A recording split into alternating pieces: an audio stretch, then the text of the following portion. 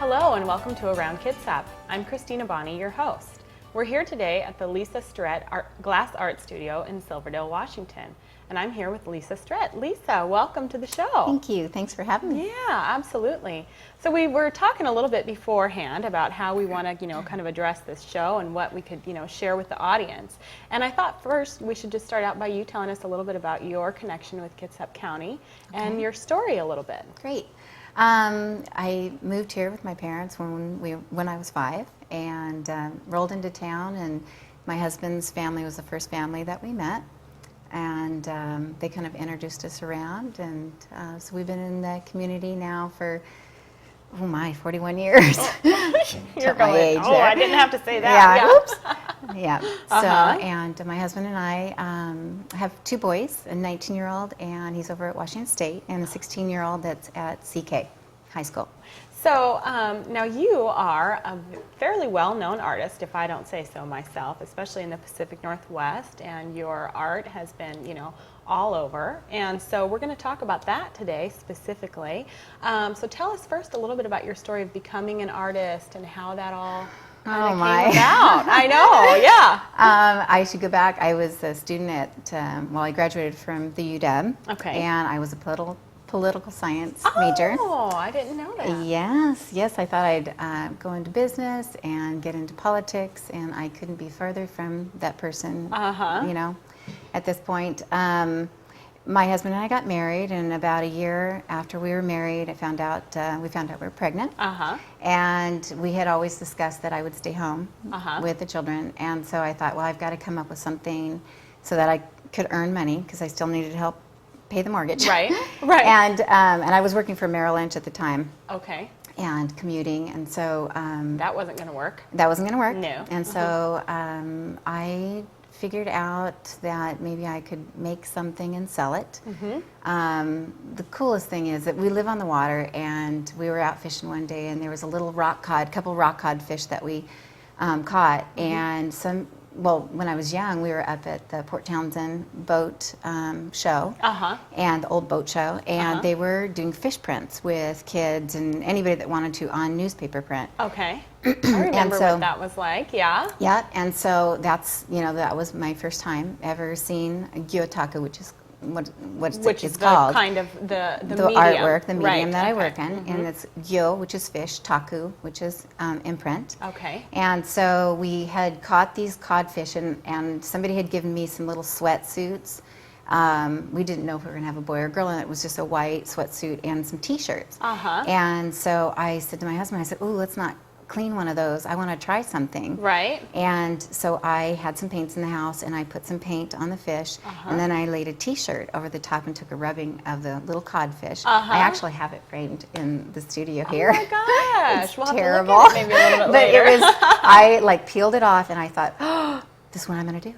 This is it. This is what I'm going to do. That is so cool. Ooh, I got goosebumps from that. I did. Well, and so what I did is I was working out at Living Well Lady at the time, and I started buying up leotards and workout gear and printing the dead fish onto the garments, and then doing some hand painting on the garments. And I went to Living Well Lady first and sold the workout gear. And then I got enough product together, and James was born, and I put him in a stroller. Literally, I put all these garments, on a hanger, hanging over the stroller. Oh, God. I went to Seattle to the gift center. Somebody told me that's where you could find a rep that would sell your gear, And basically what the gift center is it's 5 stories of stores that have all the product that they sell, and they have reps that go around to different states, adjoining states, to Washington. And they may have like 8 reps, and they go out to all the little stores. They have your samples, and they sell. So I thought, well, that'd be perfect. I'm a mom. It's kind of hard for me to get out. So I was. You're not going to be out selling with the stroller. Right, exactly. But I was a bit not professional. I had everything lying over the stroller, going through all 5 stories. And I did find a rep that day, and they did start selling to gift stores. Wow. It went on to one person that I met that day. She actually sells leotards. She used to sell leotards to Nordstrom. And so she hired me to go into Nordstrom's and then paint on her garments. Wow. And so I was getting paid by her by the hour, but then I would be paid by the piece from Nordstrom. And so I was helping to sell her product. Right. And so I did that to all the Nordstroms, and I'd travel around and do that. So I'd go in the stores and paint, and I would take my dead fish. Wow. And sometimes, a little. So tell me about the dead fish thing there. I'm dying to ask you, what happened when you first told somebody, said, to your family or something, and said, this is what I'm going to do. I'm going to imprint. I was out I took a dead fish today, and I put it on my, unborn child's outfit, and that's what I'm going to do. What did they say? I'm not, what, I think they were thinking, okay, Lisa, you go do what you're Yeah. going to do, Lisa But does when what somebody, she does, yeah. like our accountant said, you can't do this. You can't make enough money to help with the mortgage and, everything. And I thought, well, Yeah, I'll show you. Yeah, all right. And you did. And then when I was in Nordstrom, my mom, they hired me to do a live model one time. And, multiple times, but the first time I was really nervous. And I said, oh my gosh, Mom, they're going to have a live model. I have to paint in front of everybody, and I don't know what I'm going to paint. It's not like I can push my dead fish up onto the girl, And my mom's like, you've had no training. You can't do this, And I thought, well, yeah, no, I'm going to go do it. So in the midst, there's a huge crowd around me, and I'm painting. And at the moment, I thought, my mom's right. I can't do this. I can't do this. What am I doing here, Right. But everybody applauded, and it turned out really cool. And for years, I did that with Nordstrom. I picked up reps in Atlanta and in California. Wow. And so I was selling to Epcot Center, Nordstrom, tons of little shops and gift shops and that sort of thing.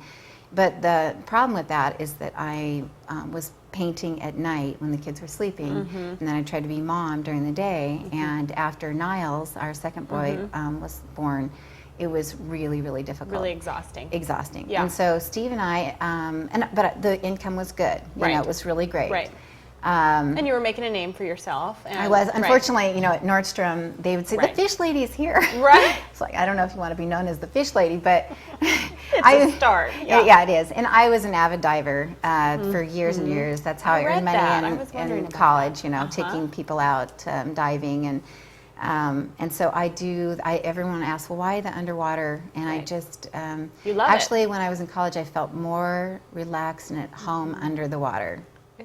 Than on land. Maybe you're a little bit of a fish yourself. Maybe yeah, so. I don't there know. you go. I love swimming with sharks and anything I can get. Oh, really? Oh, I just love it. Yeah. Extreme diver here, really? Yeah, just love it. Yeah, but anyway, so my husband and I actually sat up until like 3 o'clock one morning, and it got to the point where I was starting to hire some nannies and some people to help me so I could paint, and it was like, this is not why I started this. So cold turkey, I called all the reps, and I told them to send all my samples back. And my husband was so good. We had a 2-car garage at the time, and we finished it off, and that was my studio. So I started teaching, and it was wonderful. I mean, I could be mom during the day, and then Steve would come home from work, and then I would have women would come to the studio, and I would teach faux finish, different painting techniques, how to start your own business, all that. All kinds of things. All that kind of stuff. Yeah. Wow, right out of your studio that was attached to your house. Right there. Perfect. Yeah, and so when it was time to, tuck the kids into bed, I'd say, excuse me, ladies, and I'd go tuck them in, and, I was just there. So for years I did that, and it was fantastic. That is great. Yeah. Wow. Okay, so I'm going to rewind here just to make sure I'm understanding everything. So the imprinting was all Gyotaku, right? Gyotaku. I'm not saying that so beautifully. No, it's okay. It took me years. Yeah. Oh, good. Yeah. So that was all, the imprinting thing. So that was really the medium that you did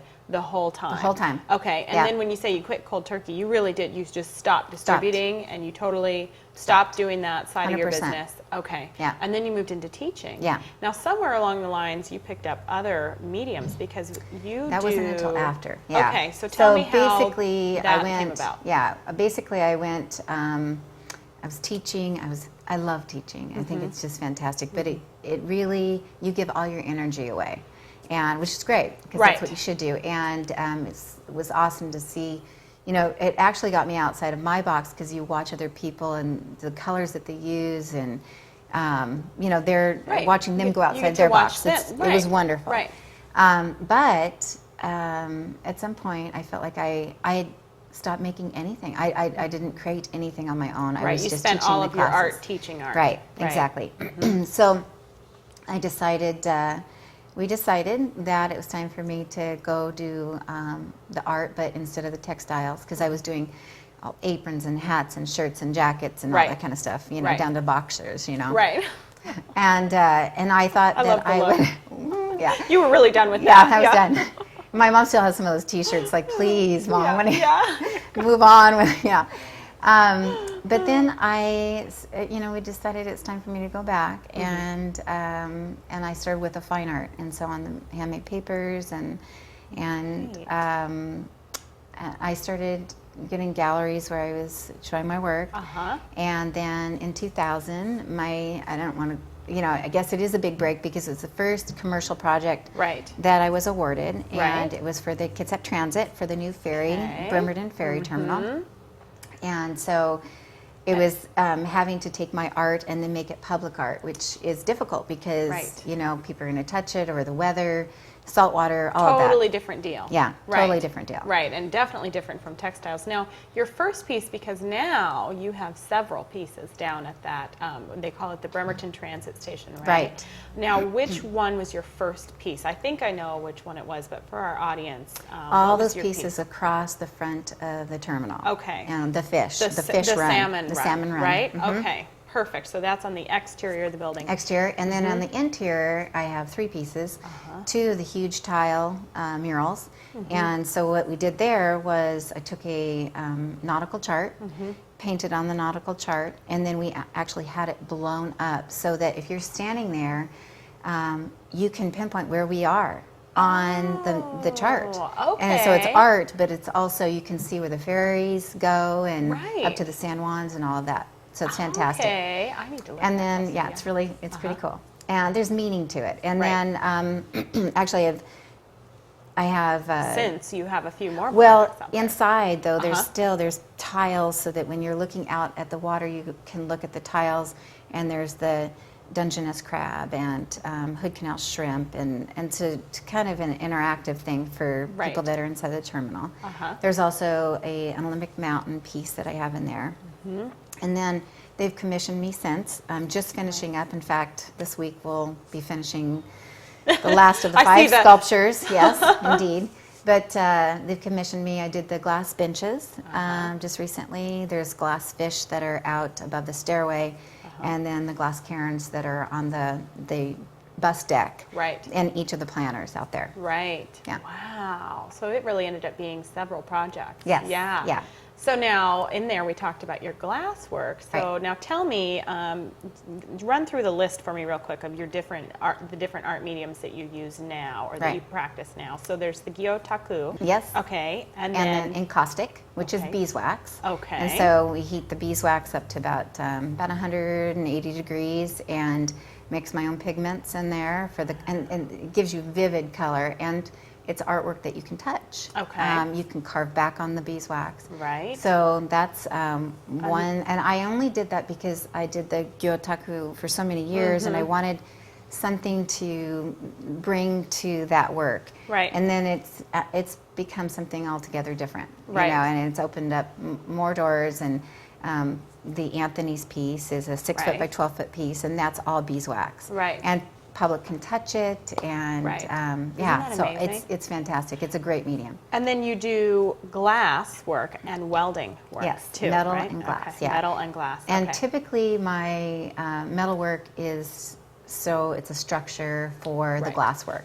Okay, perfect. Although I have some other things that I can't wait to make, but Well, believe it or not, we're going to move into actually going around. We're here at Lisa's studio, and we're actually going to walk around, and we're going to look at all of the different types of art that she does. So we'll be right back looking at that art.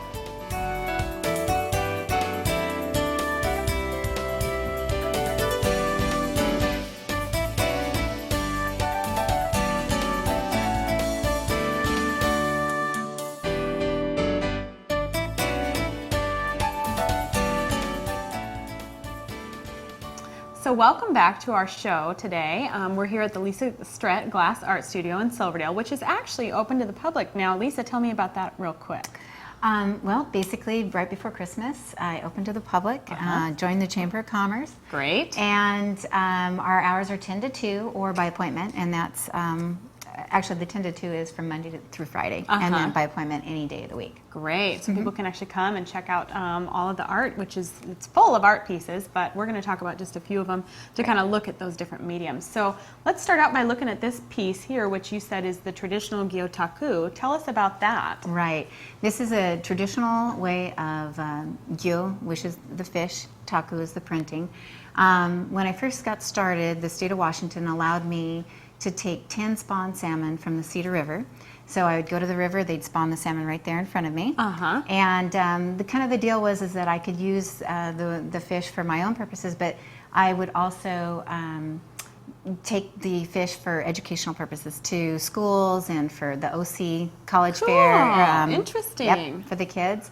And so basically the most wonderful thing about this type of work is that you paint the fish, you get one print from it, you have to repaint it to get the second print. Right. And this is the traditional way, and you don't go back on the fish and do any touch-up. Very cool. And then this piece here is also gyotaku, but this is a little bit more Wild. Right. I wasn't going to say wild. It is wild. This is kind of where you have taken that type of Basically, painting. yeah, I started with a traditional way, and then I thought it would be great to use nautical charts and different papers and watercolor and just kind of explore and what then, the water is really all about. Exactly. Right. And then just the underwater deep, it's very passionate to me. And then the last thing you do is make the imprint on top of whatever you've painted. I see. Yeah. Okay. And then of Very course cool. you can use octopus, codfish,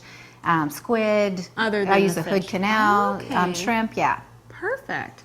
And then here we're going to head over to this table. You've got a bunch of different glass pieces. Right. So tell us a little bit of, oh God, this guy is just beautiful. Tell us about that. Thank you. Yeah. Well, because I open to the public, I've always done a lot of commission larger pieces, sometimes way too large for a home. And so since I opened to the public, I decided to make trays, things that are affordable, bowls, that sort of thing. Most of the trays are $40, $65. The bowls are like $78. Right. So they're affordable, all handmade.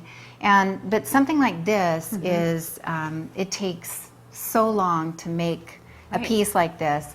And so it's a lot more expensive. Right. There's, I carve clay to create the piece.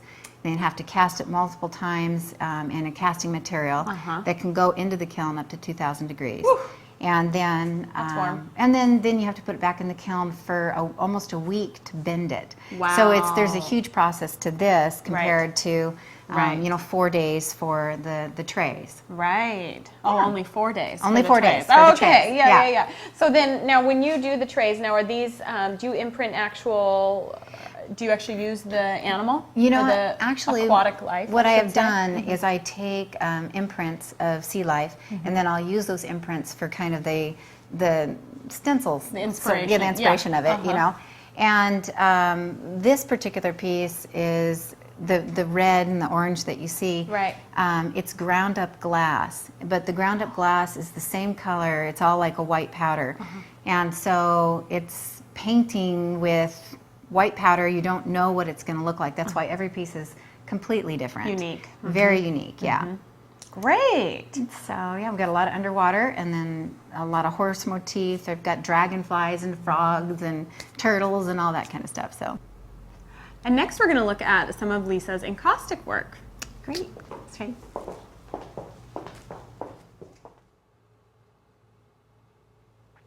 So Lisa, this is some of your encaustic work. Now tell us a little bit about that process, because this is, I understand, beeswax, right? So that's totally different deal. Completely, totally different deal. Let's learn about that. Basically, I buy my beeswax. There is a place right here in Silverdale. That, really? Yeah, right up by the high school. I bought their wax for years. I also buy waxes from different countries and that sort of thing. You can get a white wax and a yellow wax. And we heat this up. I add my own pigments. There's different different techniques of adding pigments. And you can use the encaustic on about any surface that you want. I have surfaces made up of cedar. I'll paint on this piece down here. When we were in Thailand, I got a lot of papers, and this is an elephant dung paper, Wow. believe it or not. And so you can paint on papers. Why it was so heavy. Yeah, there you go. And so you can do it on fabrics. I often will cut out metal sculptures, and then to create a lot of texture and great color on the metal, I'll paint on the metal. Wow. And the cool thing is and I've said this before, is that this lends itself to people's homes for the UV protection. All the pigments are suspended into the wax. Wow. And so if it's in direct light, you're not going to lose the color that you would normally lose, with other artwork. Right. It's great for public work because if people can touch it, you're not going to hurt it. Again, the oils from your hands aren't going to damage the artwork. Wow. So it's a really great medium. It has extended it. It actually has allowed me to move from the underwater kind of world to another thing that I'm passionate about, which is the petroglyphs. The cave art, and so it's just really lent itself for me to move on into some other directions. They're really amazing pieces, and they're so warm. Yeah, they're really, I mean, is that partially to do with the wax, or is that just the colors that you've chosen to use, or how does that? Well, I think it's obviously a lot of the color choice makes a difference, but with the wax. And I've taught this before. There's a great artist in town, Susan Sweetwater, that teaches regularly on this, and she's on the Collective Visions Gallery. But everybody's work is different, and that's what I've found. You can build it up to about 3 inches. You can carve back on it, carve back on different colors, and you can have it smooth. You can have it really textured. It's just you can suspend stuff in the wax. Wow. So it just. Everybody's work sky's the limit. Sky's the limit. It's just really fantastic medium. Wow, really amazing stuff. Yeah. That's a really interesting, and it gets so hot, and it's so interesting. You work with a lot of hot stuff. I do, and this is where you put the paintbrush in, and when you take a stroke, it actually dries so quickly, and so you're constantly, back and forth to the hot wax. So. Wow. Yeah. Very cool.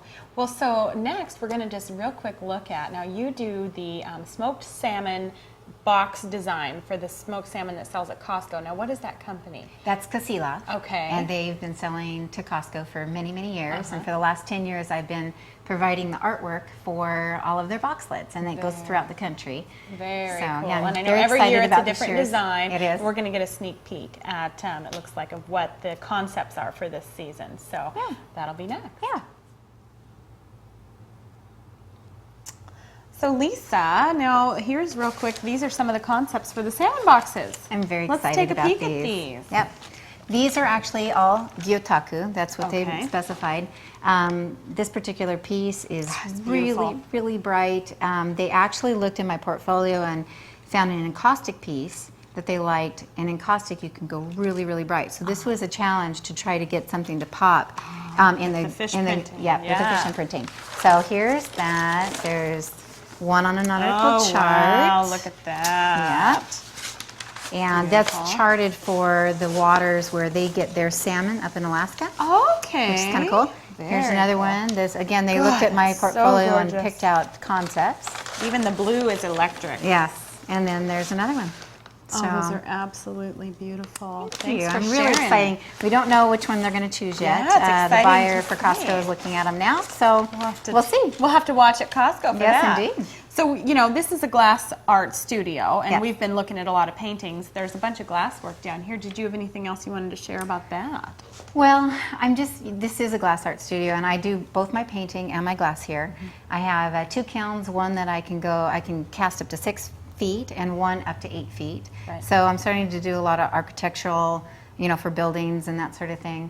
When I did the West Sound Bank, I thought that was the hardest project I had ever done. And it's 72 feet of glass and steel. Right. And then I thought the project down in Tacoma, I did a huge Dungeness crab. They're all lit up with neon lights. I thought that was the hardest.